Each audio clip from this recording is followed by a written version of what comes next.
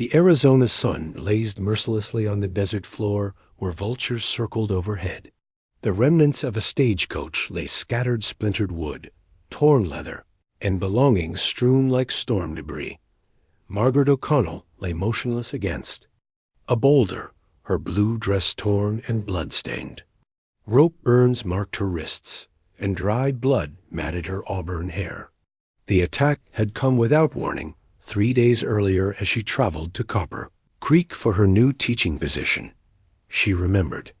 Thundering hoofbeats, gunfire, and screams before the Blackwood Gang struck with brutal efficiency. Their leader's cold blue eyes were the last thing she'd seen before darkness claimed her. Jake Sullivan appeared around sagebrush, his silhouette dark against the blazing sun. Tall and lean with practiced confidence, he wore a wide-brimmed hat and long duster.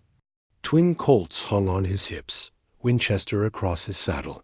He'd been tracking the Blackwoods for 3 weeks, following their bloody trail across 2 territories. The bounty was substantial, but for Jake, this hunt was personal. "Easy there, miss," he said softly, his voice carrying a Texas drawl. "I ain't gonna hurt you." Maggie's eyes fluttered open to find herself staring into sharp, angular features, carved by desert sun. Despite the hardness surrounding them, his brown eyes held surprising gentleness. "Please," she whispered, "don't let them find me." Jake knelt beside her, experienced eyes assessing her injuries. "Who did this?" "Blackwood. They killed everyone. Said they'd come back for me." Jake's expression darkened. If Blackwood had left her alive deliberately, there was a reason. "What's your name, miss?" "Margaret O'Connell." "Maggie." "Jake Sullivan. Right now, you got 2 choices. Stay here for the vultures, or come with me." Something in his manner suggested he was different from the predators who haunted these lands. "Why would you help me?" Jake was quiet. "Let's say the Blackwoods and I got unfinished business." He cleaned her wounds with surprising tenderness. "This might sting. Where are you taking me?" "Town called Redemption, 20 miles north. Got a doctor there." Jake studied her carefully. "Why would the Blackwoods want you alive?" "They ain't known for mercy." "I don't know. I'm just a schoolteacher. Sometimes the most dangerous thing is knowledge, even if you don't know you have it." As they rode away, neither noticed the lone rider watching from a distant ridge. Samuel Blackwood lowered his spyglass with a satisfied grin. The desert rolled by as Jake pushed hard toward Redemption. During brief stops, he offered water and encouragement. "Tell me about yourself, Miss Maggie. I'm from Boston. My father was a businessman. When he died last year, I needed a fresh start. Boston to Arizona, quite a change. I love children and books. Thought I could make a difference." Her voice softened. "Seems foolish now." "Nothing foolish about wanting to help folks. Takes courage. To leave everything behind." Redemption appeared a typical frontier settlement with a single main street lined with false front buildings. Jake guided his horse toward Dr. Morrison's office. "Doc Morrison's a good man," Jake explained. "Fixed me up more than once." Dr. Morrison, middle-aged with kind eyes, emerged at the bell's sound. "Jake Sullivan. Should have known you'd bring someone needing my services. Found her in the desert, Doc. Blackwood Gang."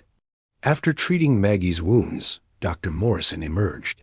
"She'll be fine with rest. Head wound looks worse than it is, but she needs time to recover." "How long?" "At least a week, maybe 2. Jake nodded, though time was something he couldn't spare. They walked toward Mrs. Henderson's boarding house. "You don't have to wait for me," Maggie said quietly. Jake stopped. "Miss Maggie, I don't know why the Blackwoods left you alive, but it wasn't kindness. Until we figure out what they want, the safest place is with me." "Your father, what kind of businessman was he?" Maggie hesitated. "He dealt in investments. Railroad development, mining ventures."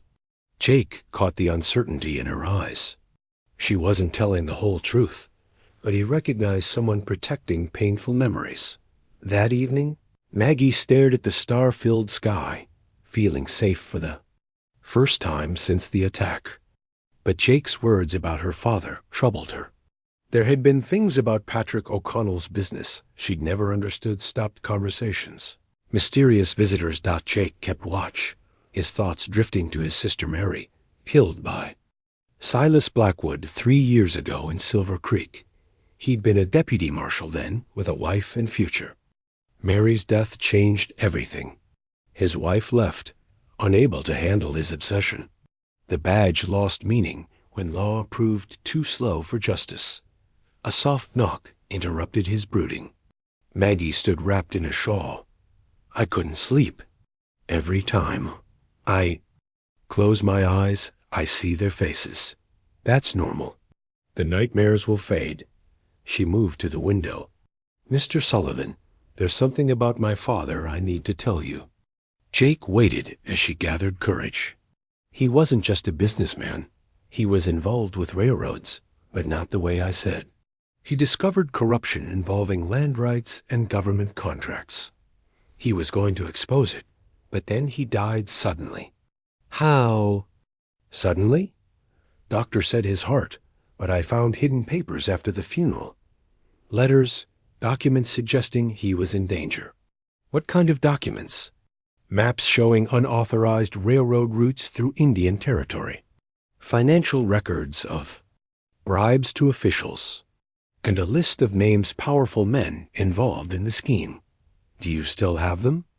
Our house was broken into 2 weeks after the funeral. Nothing else taken, but Father's study was ransacked. That's when I decided to leave Boston. Did you recognize any names? Some. Railroad executives, territorial officials. She paled. Then Sheriff Wade Garrison of Copper Creek. Jake cursed. Copper Creek was where Maggie had been headed. If Garrison was involved, the attack wasn't random. It was planned. We need to leave. Gunfire erupted in the street below. Shouts and hoofbeats filled the night as riders descended like locusts. Jake grabbed his rifles, tossing one to Maggie. Can you shoot? My father taught me. Good, because the Blackwood Gang just found us. Flames of redemption exploded into chaos as the Blackwood Gang rode down Main Street, guns blazing. Windows shattered. Gunpowder filled the air. From his window, Jake counted 8 riders working systematically toward the boarding house. Stay low, Jake commanded, checking weapons. They want you alive, which makes everyone else expendable. How? Did they find us? Someone sent word. Question is who? Mrs. Henderson's terrified voice echoed from below as gang members kicked indoors. Jake knew they had minutes before the killers reached them. Back staircase, Jake said. We can make the stable if we're quick. They slipped down the servants' stairs as splintering wood and screams echoed from the front. The stable was 50 yards across open ground, exposed but their only escape. The back door exploded inward as they prepared to run. A masked gunman stepped through, pistol drawn. Jake was faster, his Colt clearing leather smoothly. The sharp crack echoed as the outlaw fell. Run! They burst into moonlit yard, Maggie struggling with her skirts. Behind them, angry voices shouted orders. Jake's horse whinnied nervously. Jake threw on his saddle, while bullets splintered beams around them. Can you ride bareback? He asked, noticing a second horse. If I have to.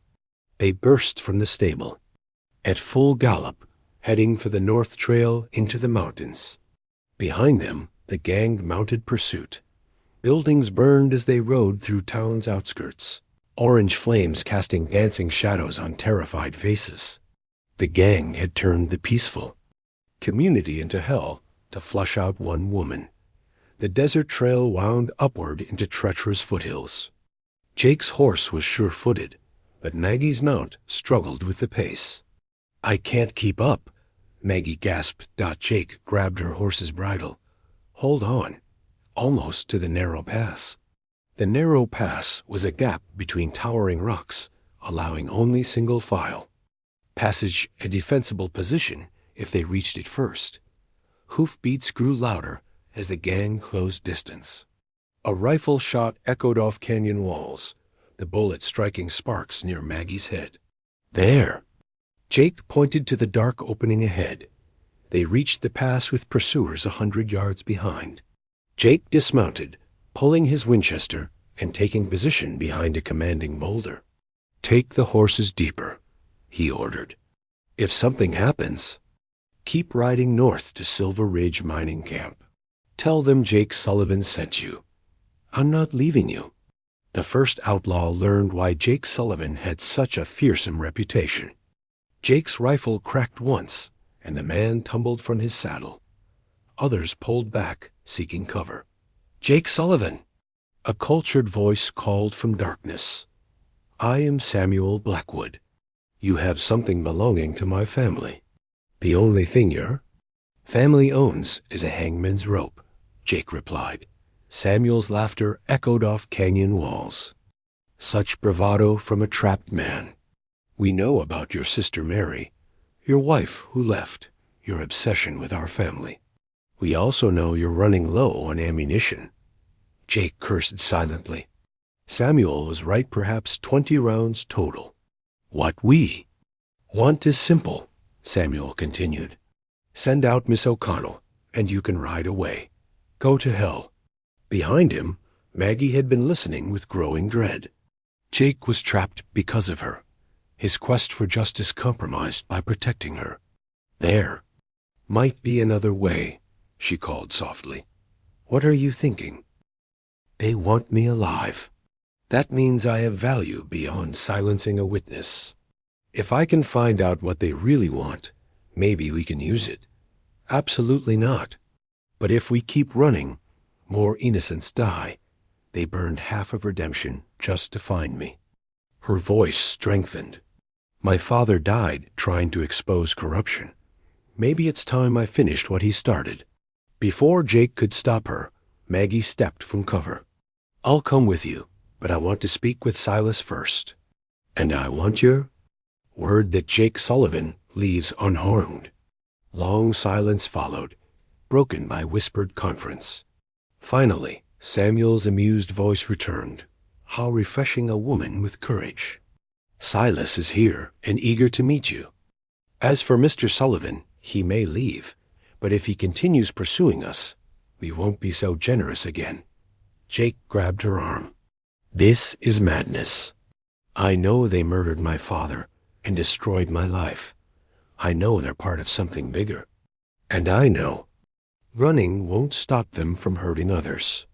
Jake saw something in her eyes that reminded him of Mary, the same courage, the same refusal to back down, but also the same vulnerability that got Mary killed. "If you're determined, then you're not going alone. Jake, no arguments. Together or not at all." They emerged from the pass with hands raised not in surrender, but defiance. The Blackwood Gang arranged themselves in a semicircle. Samuel was a younger, refined version of his brutal companions. But Silas commanded attention, tall, lean, with cold blue killer's eyes and a smile holding no humanity. Miss Margaret O'Connell, Silas. Sighed, slight southern accent evident. "You look remarkably like your father." He was stubborn, too. "You knew my father?" "Oh, yes, we met several times. He had something we needed and refused to be reasonable. Much like his daughter, I suspect." Jake's hand moved toward his gun, but Samuel's rifle was trained on him. "What do you want from her?" Jake demanded. Silas dismounted, approaching slowly. Patrick O'Connell discovered irregularities in railroad land grants that could embarrass important people. Before his death, he hid evidence. We need to know where. "I told you, our house was searched. Some was found, yes. But your father was cleverer than we realized. He made copies, hid them in multiple locations. We found most, but one cache remains missing. And we believe you know where. Maggie's confusion was genuine. I don't know anything about hidden documents. Silas studied her face carefully. After a long moment, he smiled chillingly. Perhaps not consciously, but your father was sentimental. He would have chosen somewhere meaningful to both of you. Somewhere you'd eventually think to look. Who are you working for? Jake asked bluntly. Samuel laughed. You don't expect us to reveal business arrangements? Let's say there are men who understand the value of keeping certain information from becoming public. Information about illegal land grabs and government corruption, Maggie said, voice growing stronger. Such passion, Silas observed. Your father had the same misguided sense of justice. It's what got him killed. The casual admission hit Maggie. Like a blow. You murdered him. Actually, no. That was handled more subtly. A doctor in Boston who owed us a favor, poison that mimics heart failure. Much cleaner than our usual methods. Jake saw rage building in Maggie's eyes, positioning himself to act if necessary. But enough reminiscing, Silas continued. Miss O'Connell, you will help us locate your father's evidence, or people will die. Starting with survivors in redemption. You already burned half the town. A small demonstration. Sheriff Garrison has orders to arrest survivors on charges of harboring fugitives. They'll be held until you cooperate. And Garrison's jail has a reputation for accidents. Jake's blood ran cold. Innocent people were being used as leverage, and the corruption was larger than he'd imagined. There's another option, Samuel added conversationally. We could kill everyone. In redemption, and move to the next town. Keep killing until you remember where your father hid his insurance policy. Maggie's shoulders sagged under the weight. These men would murder entire communities to get what they wanted. I need time to think, she said finally. My father had favorite places, special memories, but I need to remember. Silas nodded. You have until tomorrow night.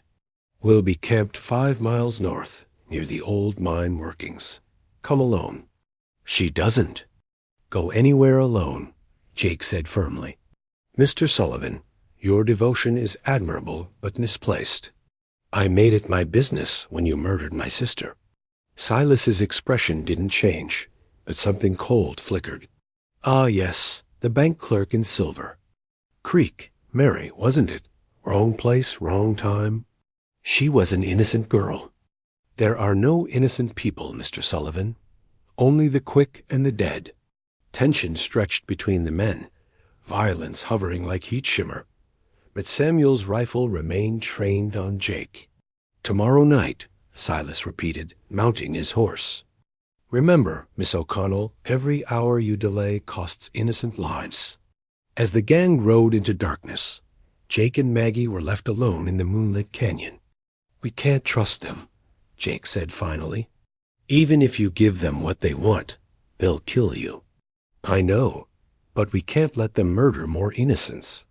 Jake studied her face in pale moonlight, seeing courage that had drawn him to protect her, but also fear and pain of a woman who'd lost everything. There might be another way. Dangerous, but it means trusting people we've never met. What do you mean? Federal marshals investigating railroad corruption. If your father uncovered evidence of conspiracy, they'd want to see it. Problem is finding one we can trust. Do you know any federal marshals? One, Marcus Stone, based in Phoenix. He's got a reputation for honesty, which is rare. But getting to him means crossing territory controlled by Garrison. It's worth the risk, Maggie said without hesitation. My father died trying to expose these criminals. I won't let his sacrifice be meaningless. Jake nodded, already planning the route. Then we ride at first light. But first, we need shelter, and to figure out where your father might have hidden evidence. They found a shallow cave, sheltered from wind and hidden from observation. Jake built a small fire, shielding it while providing warmth against the desert chill dot as they sat by flickering flames. Maggie spoke about her father, the man behind the businessman. Patrick O'Connell had been a dreamer who believed in justice, qualities. That made him wealthy, but ultimately led to his death when he discovered corruption. He had a favorite saying, Maggie recalled, staring into fire. The truth is like water. It always finds a way to the surface. He used to write it in journals, personal correspondence. Did he keep journals? Always, said a man's thoughts, were his most valuable possession. Where are these journals now? I packed them when I left Boston. They're in my traveling case from the stagecoach. Maggie's face fell. The Blackwoods probably have them. Maybe not. Outlaws aren't usually interested in books, unless they're looking for something specific. Your belongings might still be scattered around the attack site. It was slim hope, but all they had. The journals might contain clues about where Patrick. O'Connell had hidden evidence. As the fire burned lower, Jake took first watch while Maggie tried to rest. But sleep was elusive, haunted by burning buildings and killers' cold eyes. She found herself thinking about her father's letters from his western trips. Suddenly, she sat up, heart racing with excitement. Jake, she whispered urgently, I know where my father hid the documents. Jake immediately moved to Maggie's side, hand checking his weapon as he scanned darkness beyond their cave. What is it? What do you remember? Maggie's eyes were bright with excitement and fear. My father used to write about a place called Sanctuary Canyon, 50 miles northeast of Copper Creek. He said it was where he felt closest to God, closest to truth. He visited every time he came to the territory. That's pretty vague, Jake said, though he could see conviction in her expression. He described a natural formation like a chapel, with red stone walls reaching toward heaven. He said it was where ancient peoples left their mark, where truth was preserved in stone for those who knew how to read it. Jake's excitement grew as he recognized the description. I know that place. Indian petroglyphs carved into rock walls, some thousands of years old. Remote, hard to reach, perfect for hiding something. He always said old ways were best. If he hid documents there, they'd be protected from weather and animals. Only someone who knew his letters would understand the significance. Jake quickly packed their supplies. If you're right, we need to get there before the Blackwoods figure it out. How well do they know your father's habits? Well enough to murder him, Maggie replied grimly. But I don't think they know about Sanctuary Canyon. It wasn't business, it was personal, spiritual. They extinguished their fire and prepared to leave, but Jake hesitated. Miss Maggie, I need complete honesty. Is there anything else about your father's dealings you haven't told me? She was quiet, wrestling with suppressed memories. There were maps in his study, detailed surveys of land not officially open for development, and letters from someone called the Colonel, someone coordinating the illegal activities. Did you see a full name? Colonel Thomas Meridian? Major investor in Southwestern Railroad Company. Jake's blood ran cold. Meridian was legendary, a Civil War veteran who used military connections to build a business. Empire spanning multiple states. If he was involved, the corruption reached higher than Jake had imagined. Miss Maggie, we're not just dealing with outlaws anymore. We're taking on one of the most powerful men in the territory. Does that change what we have to do? Jake studied her face in moonlight, seeing the same determination that had driven her to confront the Blackwoods. No, but it means the stakes are higher than either of us realized. They mounted and began the treacherous night. Ride toward Sanctuary Canyon. The desert was deceptive in darkness, familiar landmarks transformed into alien shapes. But Jake navigated by stars with the skill of a man born to the frontier. As dawn approached, they found themselves among towering red stone formations carved by wind and water into fantastic shapes that seemed supernatural in early light. The silence was profound, broken only by wind through stone and soft hoofbeats. There, Maggie breathed, pointing toward a formation rising like a cathedral from the desert floor. That's the place my father described. Sanctuary Canyon was a natural amphitheater carved into red stone, walls covered with ancient petroglyphs, telling stories of vanished peoples.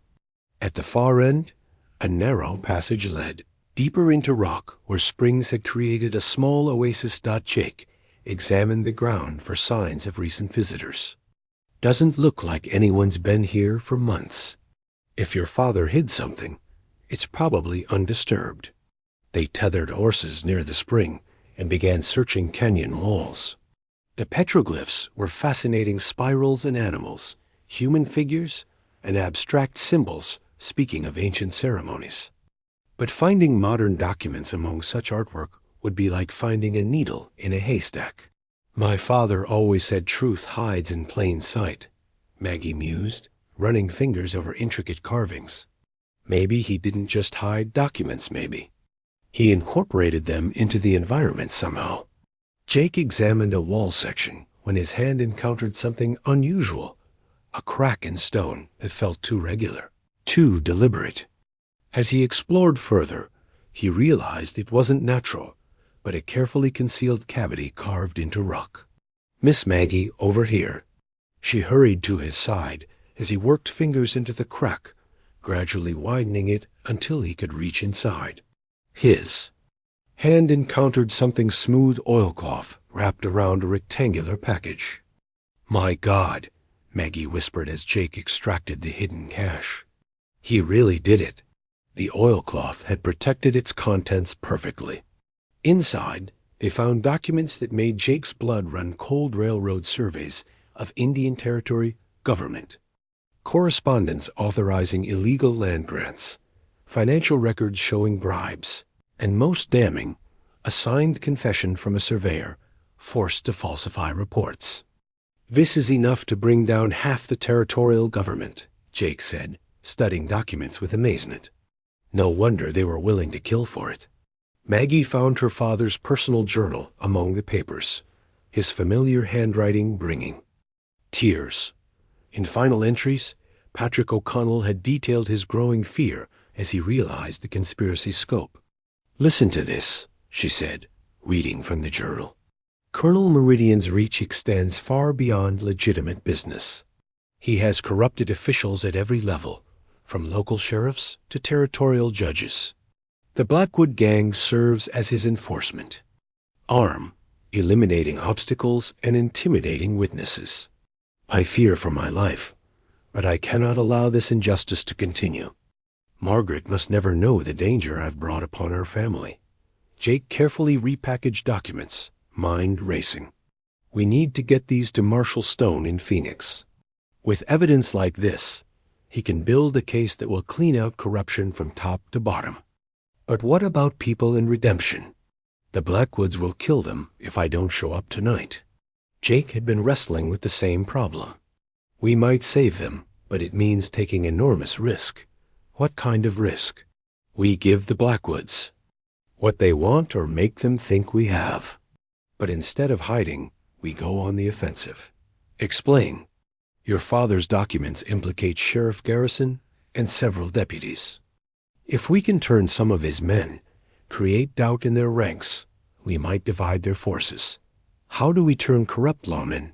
Jake smiled grimly. By offering them something more valuable than Meridian's money, the chance to avoid the hangman's noose. Once these documents become public, everyone involved will be fugitives. The smart ones will want to cut deals. It was dangerous, requiring them to return to enemy territory. But it offered the best chance of saving innocent lives while ensuring. Evidence reached federal authorities. As they prepared to leave Sanctuary Canyon, Maggie took a final look at ancient petroglyphs that had guarded her father's secret. She felt connection to long-dead artists who had left their marks, people who had faced their own struggles against injustice. Mr. Sullivan, she said as they mounted horses, if we don't survive this, who will ensure these documents reach the right people? Jake had been considering the same question. I've got a friend in Phoenix newspaper editor named Thomas McKenna. He's got integrity and courage to print truth, even when dangerous.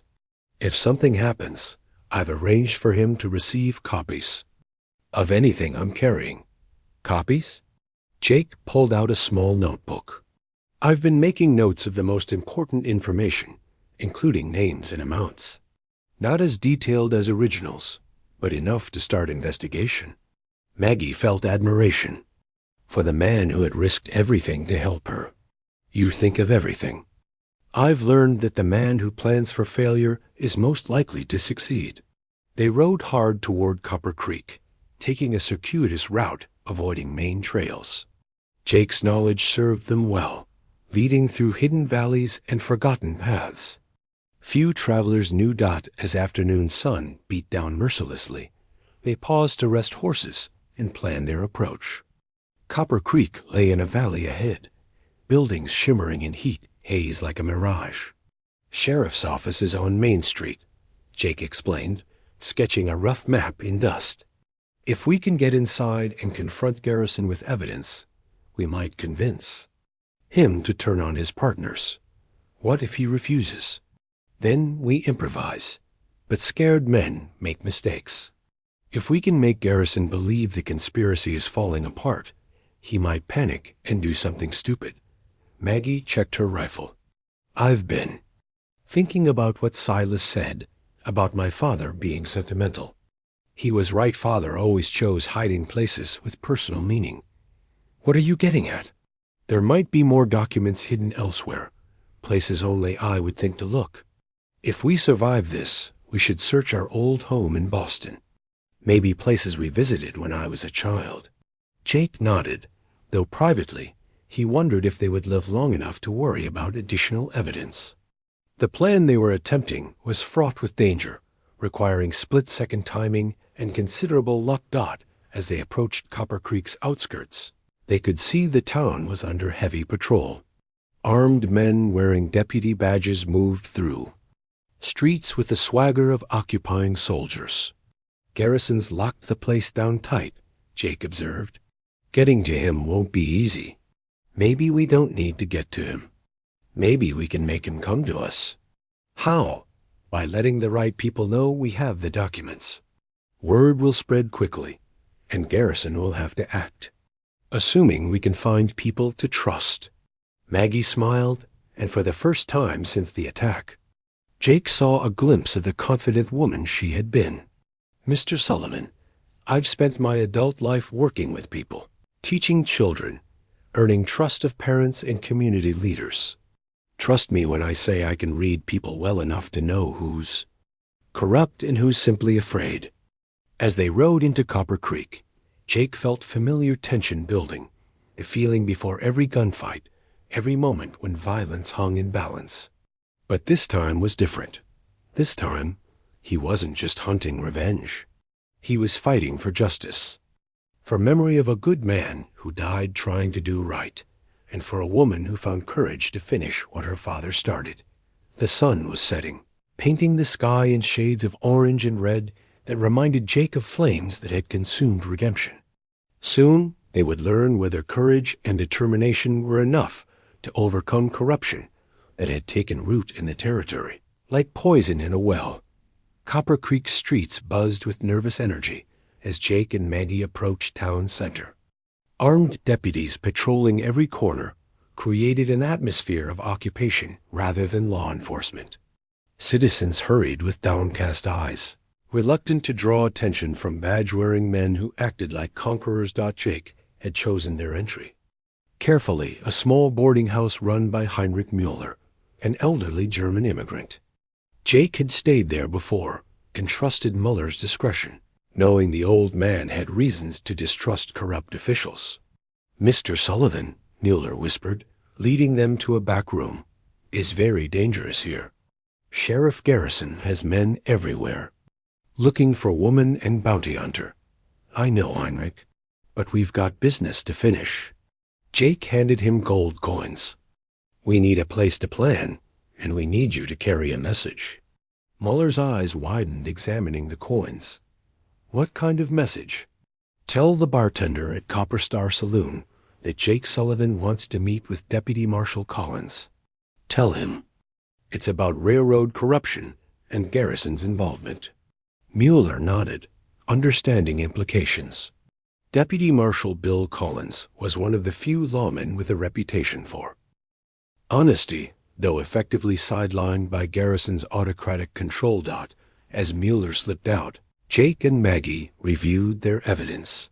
Patrick O'Connell's documents were damning enough to destroy the conspiracy, but only if they could reach the right authorities alive. "There's something I need to tell you," Maggie said, voice soft but determined. "If things go wrong tonight, if they capture me, that's not going to happen. But if it does, I want you to know that meeting you, seeing your courage and dedication, it's given me hope that good people still exist." Jake felt something stir in his chest, emotion he'd thought dead since his sister's murder. "Miss Maggie, you've got more courage than anyone I've ever met. Your father would be proud." A soft knock interrupted them.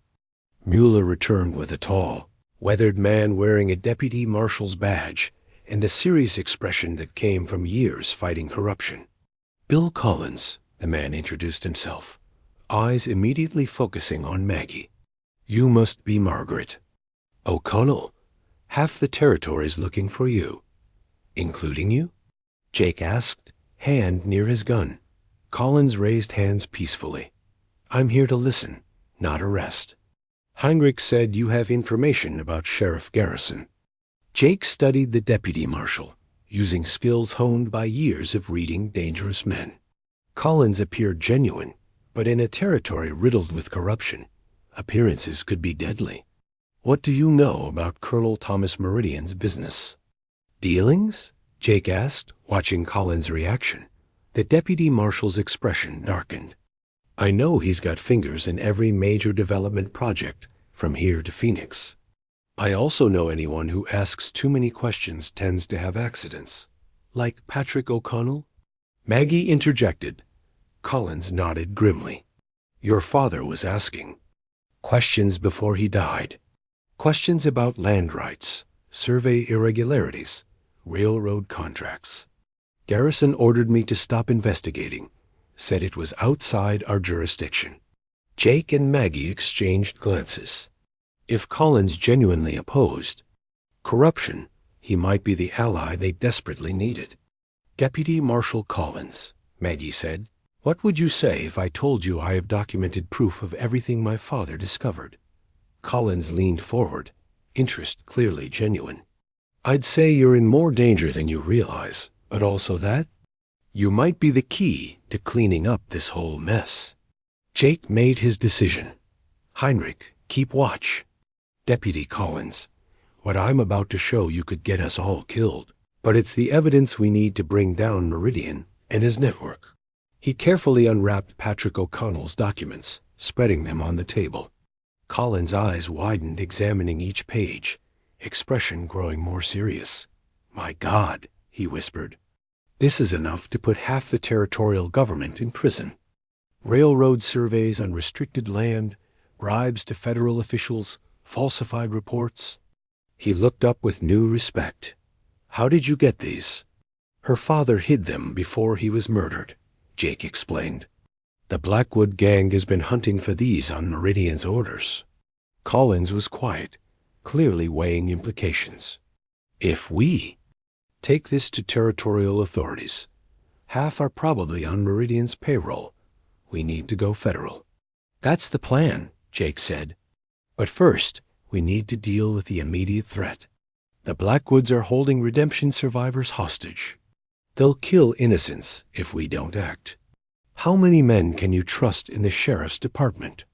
Maggie asked. Collins considered carefully. "Maybe 4 or 5 deputies who aren't completely corrupted. The rest are either on Meridian's payroll or too scared to act." Jake began forming a plan. "If we can turn some of Garrison's men, create confusion in their ranks, we might free the hostages and get these documents to Phoenix." "It's risky," Collins warned. "Garrison's got at least 20 men. all armed and dangerous. The Blackwoods. Expect Maggie to show up alone tonight, Jake continued. What if instead she shows up with backup they're not expecting? Mueller suddenly hissed warning from the window. Many men coming.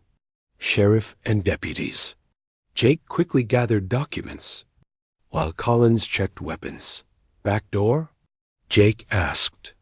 Through the kitchen, Mueller replied, leading them toward the rear. Heavy footsteps echoed on the front porch as Garrison's men surrounded the boarding house.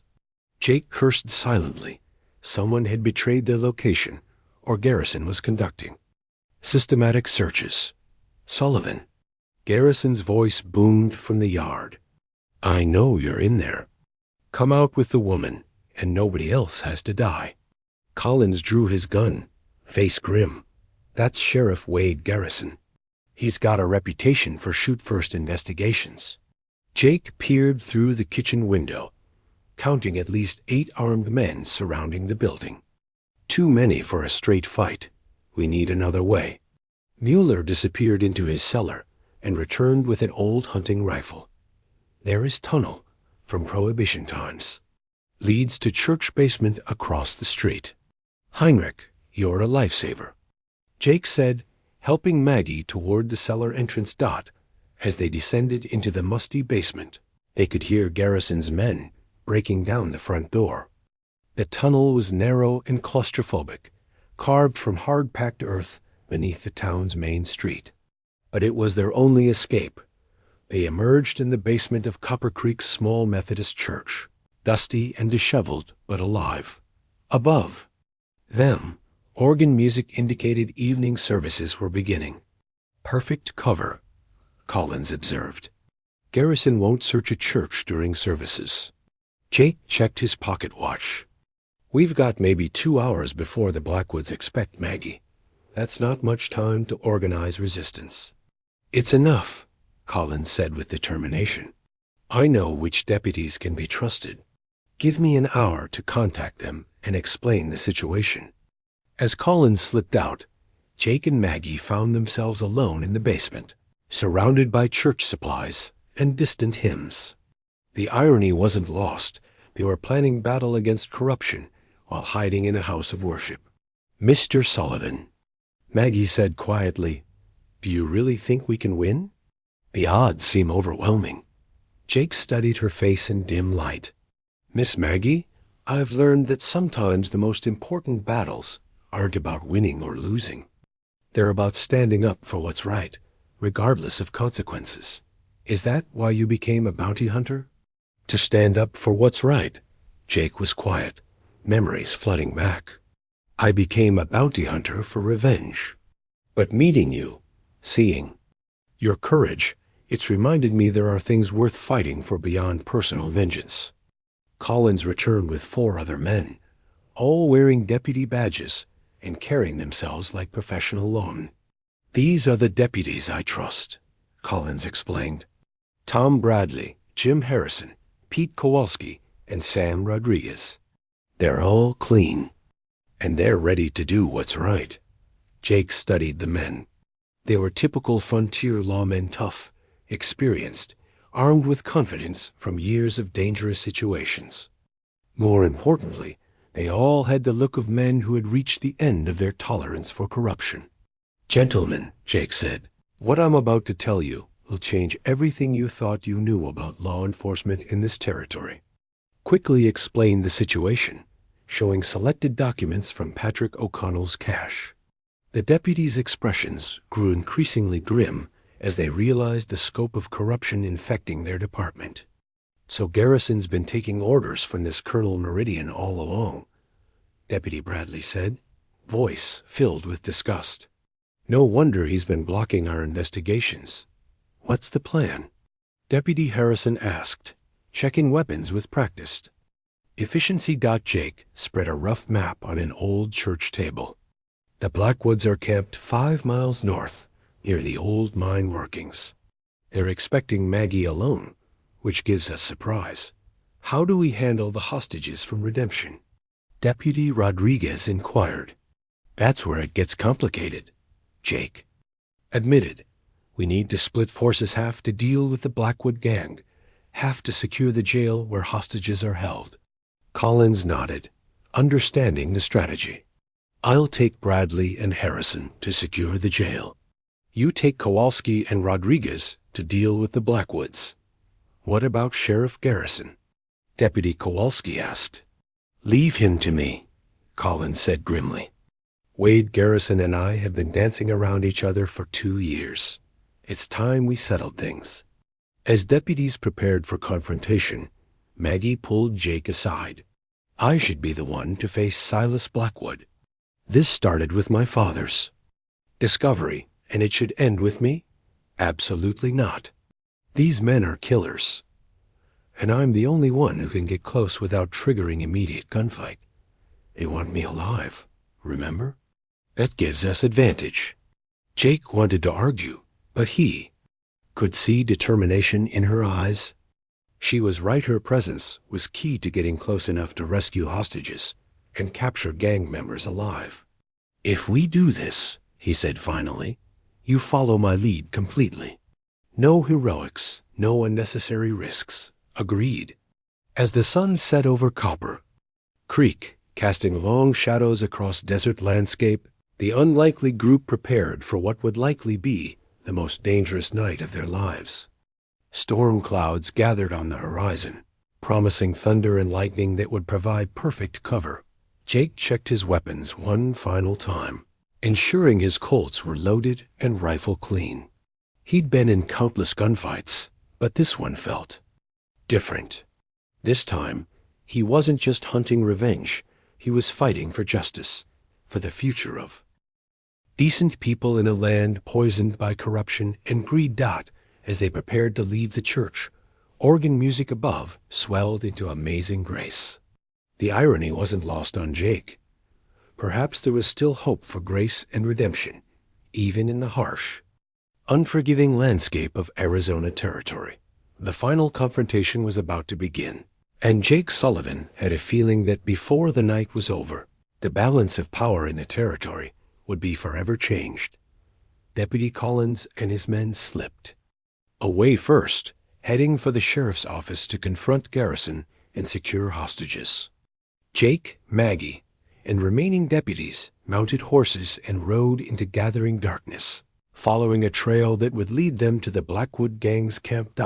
As they rode through desert night, lightning began flashing on the horizon, illuminating landscape in brief, stark moments of clarity. The storm was coming, and with it, the reckoning that had been building since Patrick O'Connell first discovered the truth about Colonel Meridian's criminal empire. In the distance, mining camp lights flickered like malevolent stars, and Jake knew that whatever happened in the next few hours would determine not just their own fates, but the future of justice in Arizona territory.